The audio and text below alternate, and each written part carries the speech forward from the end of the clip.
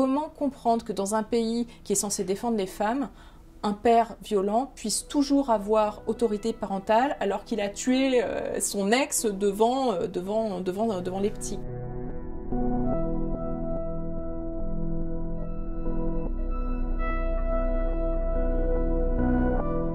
Eva Marie, c'est une histoire assez classique, c'est l'histoire d'une femme qui a deux enfants en bas âge, qui est en situation de séparation avec son mari, qui a besoin d'argent et qui se retrouve à se prostituer. Elle se prostitue pendant 2 semaines, elle a 5 clients, juste 5 clients, et au bout de 5 clients, elle a quelqu'un de sa famille qui va la dénoncer aux services sociaux.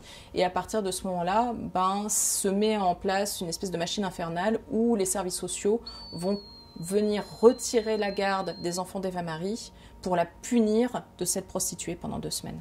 Au moment de l'assassinat d'Eva Marie, j'écrivais pour le journal Métro News, enfin Feu Métro News, et j'avais entendu parler par mon petit réseau militant et aussi par certaines affinités que je peux avoir avec les pays scandinaves, donc mon petit réseau aussi que j'avais là-bas. J'ai entendu parler de son assassinat à ce moment-là, et dans l'immédiat, la seule chose que j'avais pu faire, c'était écrire un article sur sa mort. Donc j'ai cherché sur Internet un maximum d'informations, et là j'ai commencé à comprendre que les choses étaient vraiment, vraiment pas claires, que par exemple les enfants d'Eva Marie qui avaient assisté à l'assassinat avaient disparu entre guillemets, c'est-à-dire que les grands-parents ne savaient pas où ils étaient, que les amis de la famille ne savaient pas où ils étaient, que les oncles et tantes, que personne ne savait finalement où les enfants avaient été placés.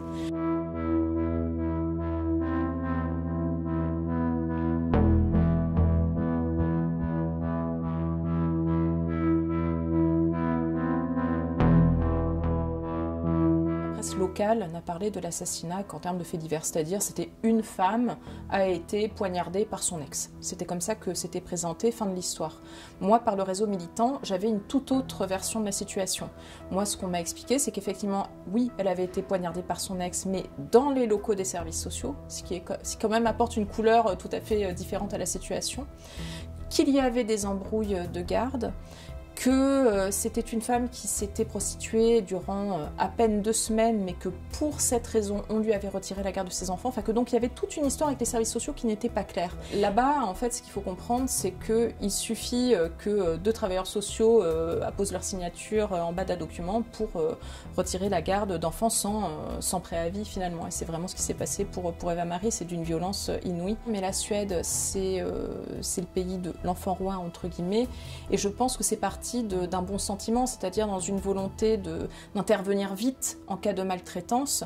On a donné beaucoup de pouvoir aux services sociaux et on a fait en sorte qu'ils puissent intervenir le plus rapidement possible si vraiment ils étaient en danger immédiat et sans passer par une enquête, une décision de juge, etc. Donc je pense que accorder autant de pouvoir aux services sociaux là-bas, ça partait d'un bon sentiment. Mais bon, comme toute situation, comme toute institution, nécessairement il y a des dangers. Il y a une dame dans le film qui explique que son fils avait de l'eczéma, qu'un jour elle reçoit un coup de fil de la police qui dit voilà, l'école nous a alertés, vos enfants sont au poste, et puis elle ne les a revus que 15 jours plus tard, où elle a pu, grâce à des photos, des ordonnances, dire vous voyez, mon fils souffre vraiment d'eczéma, il y a 3 semaines il avait déjà sa marque là, etc. quoi. Et elle s'en est sortie comme ça. Mais oui, là-bas, les services sociaux ont tout pouvoir et terrorisent de fait pas mal de mères.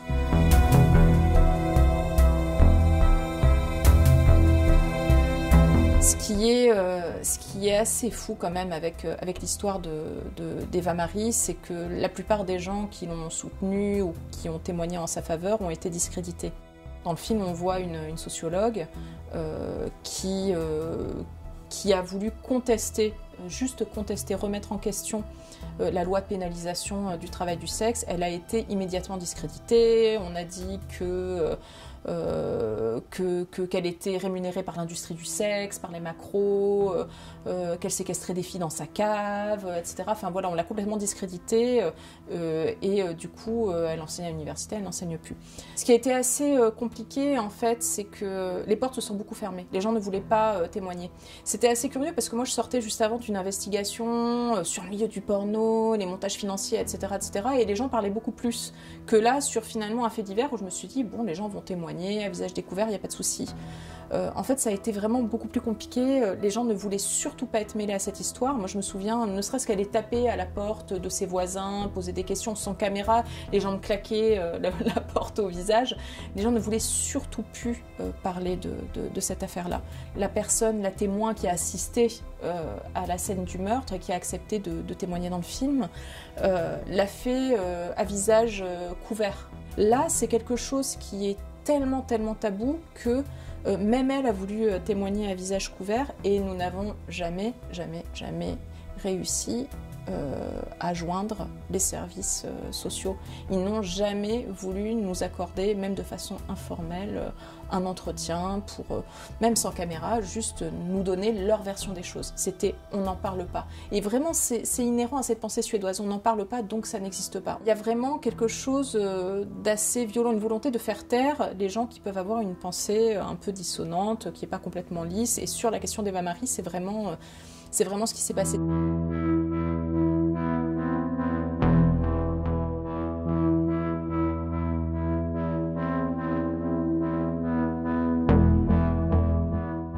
Au moment où il y a eu tous les débats en Suède sur l'entrée de la Suède ou pas dans l'Europe, dans l'Union européenne, un des arguments de la Suède en faveur de l'Europe, c'était de dire que la Suède allait devenir la caution morale de l'Europe.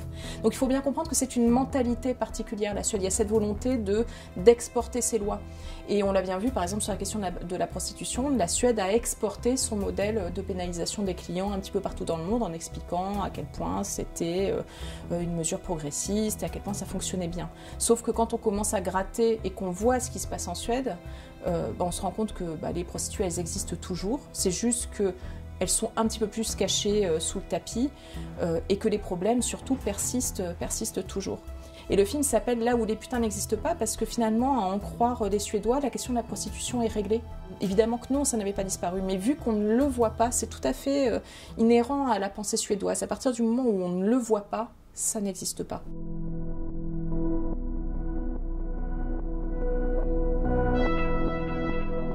Lorsqu'on a voulu sortir le film, déjà le film là-bas a été refusé par des comités d'éthique, etc. Donc ça a quand même posé problème.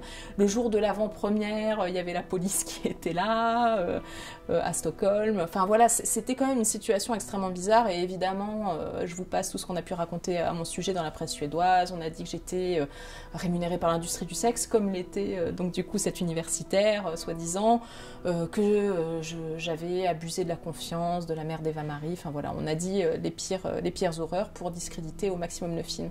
Et quand on fait un film, sur l'instant, on a l'illusion que ça peut changer des choses. En fait, il y a toujours cette illusion peut-être un peu égocentrique finalement, de se dire oh là là, mon film il va tout changer, ils vont retrouver les enfants, et puis ils vont réfléchir, ils vont réouvrir le dossier Eva Marie. Et en fait, non. Il s'est juste rien passé. À l'heure où on parle là maintenant, les parents d'Eva Marie n'ont toujours pas le droit d'avoir le moindre contact avec les enfants, même pas une carte à Noël, rien. La cerise sur le gâteau, je dirais, au moment de l'enquête, ça a été de découvrir que le père, donc l'assassin, qui s'était pris 18 ans de prison, et qui était donc reconnu pour meurtre, avait toujours l'autorité parentale sur les enfants. Moi j'ai vécu avec le fantôme d'Eva Marie, c'est assez curieux parce qu'elle m'est devenue familière durant toute la période d'élaboration du film. C'est vraiment une sensation assez curieuse de vivre avec un fantôme. Moi ça m'a bouleversée, bon là maintenant ça va mieux, mais j'avoue que j'en suis sortie vraiment fortement affectée. J'ai changé beaucoup de choses dans ma vie suite à ça, j'ai déménagé, enfin voilà, j'ai changé beaucoup de choses dans ma vie. Ça a été un vrai bouleversement et c'est pour ça que quand j'ai lu les premières critiques un peu foireuses en disant oui, elle défend la prostitution, le film n'est pas sur la prostitution. Le film éventuellement il est sur la stigmatisation. Mais jamais le film, à aucun moment, ne prétend que la prostitution, ce serait formidable, ni quoi que ce soit. C'est même pas le sujet. Même pas. La question, c'est la stigmatisation et en quoi la stigmatisation, en quoi cette séparation entre la mère et la putain, en quoi tout ça a mené à l'assassinat d'Eva Marie. Voilà. En quoi la mort d'Eva Marie est intimement liée à cette histoire de stigmatisation.